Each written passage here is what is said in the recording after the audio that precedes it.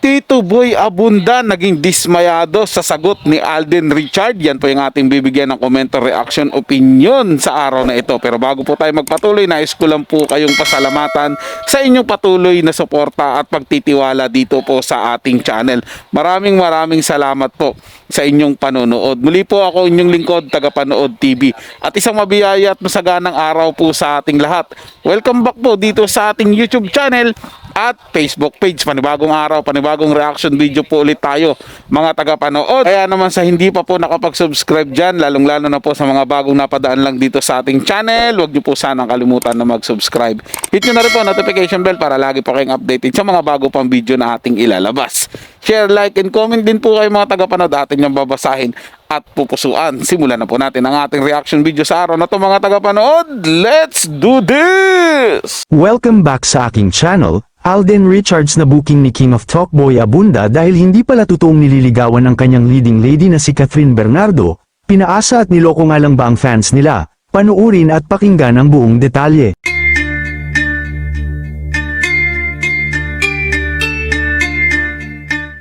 Tila marami nga ang nadismaya sa mga netizens nang aminin ni Alden Richards ang totoong estado ng relasyon nila ng kanyang leading lady na si kapamilya actress na si Catherine Bernardo.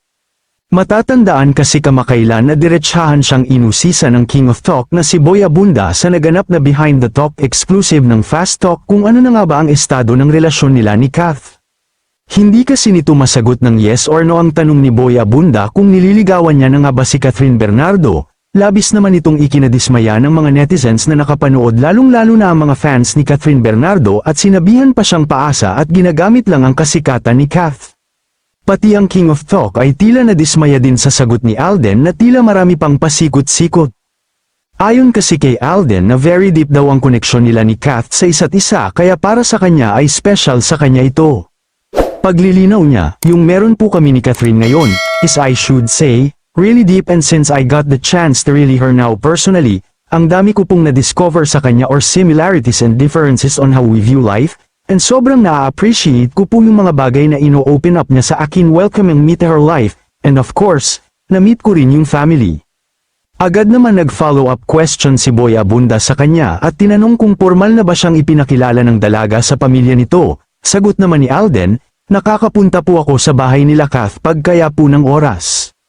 Samantala, kung matatandaan, nabanggit noon ng Showbiz Insider na si OG Diaz na bet ng pamilya ni Kath si Alden, lalong-lalo na ng mommy ni Kath na sobrang gaan daw ng loob kay Alden. Dahil na kay Alden Richards na daw ang katangian ng isang lalaki na nababagay para kay Catherine, pero gayunman hindi naman nilinaw ni Alden na nanliligaw siya kay Kath, pero base sa kanyang mga sagot kay Tito Boy ay mukhang hindi siya nanliligaw sa dalaga. Kung nadismaya naman ang mga fans ni Kath kay Alden, ay ganun din ang mga fans niya dahil palagi na lang daw nagpapaasa ang aktor. Ganito daw noon ang mga sinasabi niya kay May noon nung kasagsagan ng Aldab. Samantala, ang Hello Love Again ay nakatakdang ipalabas sa mga sinihan sa November 13, inaasahan nila na sana ay mahigitan nila ang kinita ng Rewind na pinagbidahan ni Marian at dingdong kahit lang daw ang Hello Love Goodbye na unang pinagbidahan nila.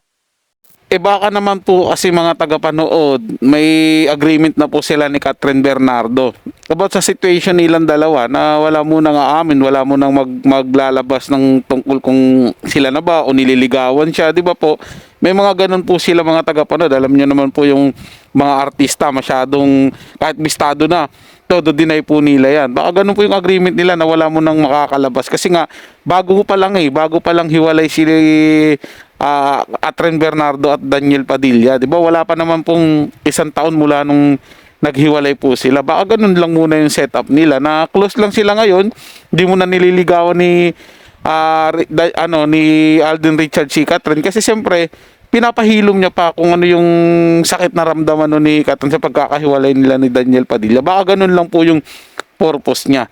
Di ba? Hindi po natin masasabi, malay mo, pagdating nung araw, so sunod na taon, bigla po silang umamin sa publiko na sila na po palang dalawa. O, di lahat po ng mga fans ng Kat din ngayon magiging masaya po. At pagdating naman doon sa pelikula nila, tiwala naman po ako na mahihigitan nila kung ano yung nagawa nila dati. Kasi thriller pa lang po, mga tagapanood, napakaganda na. At sigurado po ako dyan dahil lamis sila ng mga sumusubaybay po sa kanila, yung dun sa sequel na ginawa nilang movie nakaraan, sigurado po kung papatok din po yan sa takilya at mauungusan niya yung movie nila nakaraan. At maging yung movie ni pinagbidahan ni Dingdong Dantes at saka ni Marian, malamang po mauungusan din po nila yan sa kikitain ng pelikula nila. Kaya abangan na lang po natin din, suportahan po natin sila, patuloy natin suportahan ang pelikulang Pilipino dahil para sa mga Pilipino po yan, sa local artist po natin.